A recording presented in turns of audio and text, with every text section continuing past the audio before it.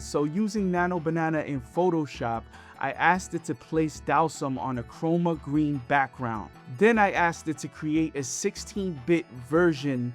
Then I asked it to lower his leg. I noticed that it created a yellow drape on his shorts, so I changed the prompt to, he's wearing yellow saffron shorts secured with a rope. Then I asked it to lower his left arm. And then I noticed that the shorts were a little too dark, so I brightened them up in Photoshop.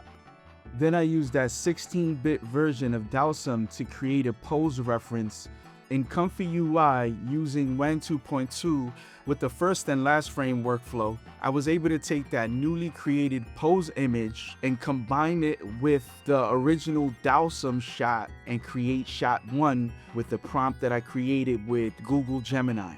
For shot 2, I used an image to video workflow and a prompt that I created in Google Gemini.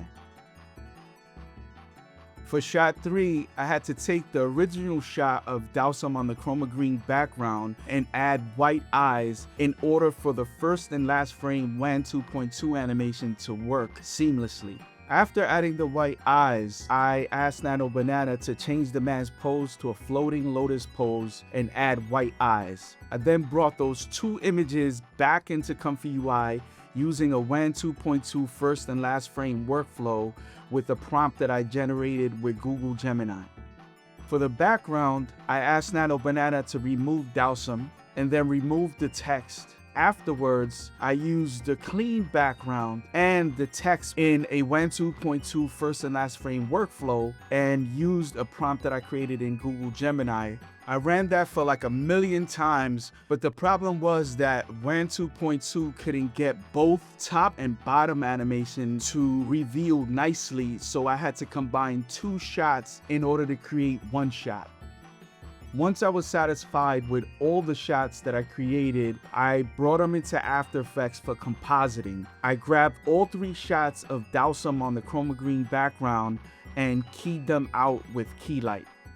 A big problem with WAN 2.2 is that you could only create 5-second clips. There's a noticeable glitch when you're cutting these clips together because WAN 2.2 doesn't know what video came before or what video's coming after. So I had to grab all those 3 shots, bring them into a WAN 2.2 VACE workflow in order to create scene fixes. You can give it context frames. You say, hey, look at 8 frames before the stitch and 8 frames after the stitch, and VACE has enough understanding of the motion before the stitch and the motion after the stitch. I brought them back into After Effects, placed them on top of the video in order to get a seamlessly flowing 3-shot edit. Now it's time to add the sauce. I added a curves adjustment to mimic the fire look. I added a turbulent displacement effect in order to mimic the movement of fire. Then I added a glow into his mouth and roughened it up with roughened edges in order to make it feel more fiery. Then I added a stock fire asset, changed the blend mode to screen, and doubled it up for more oomph. Afterwards, I added a light wrap with Red Giant Super Comp. In order to get the light wrap to work, I had to duplicate the comp and place it over the original comp, mask out the areas of the light wrap to get a seamless shot.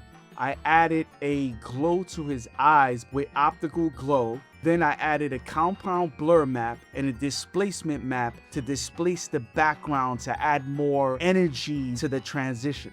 WAN 2.2 does a great job at animating images, but sometimes it messes up. In this instance, the eyes glowed, but then they faded out at a specific moment. So in order to fix this, I tracked the eyes in Mocha AE, then I grabbed the still frame from the video where the eyes are glowing, and I tracked that right back onto the footage so that the eyes glow for the remainder of the shot. And this is the power of using AI and motion graphics locally in order to create cool animations. And here's the final shot. Yoga Blade!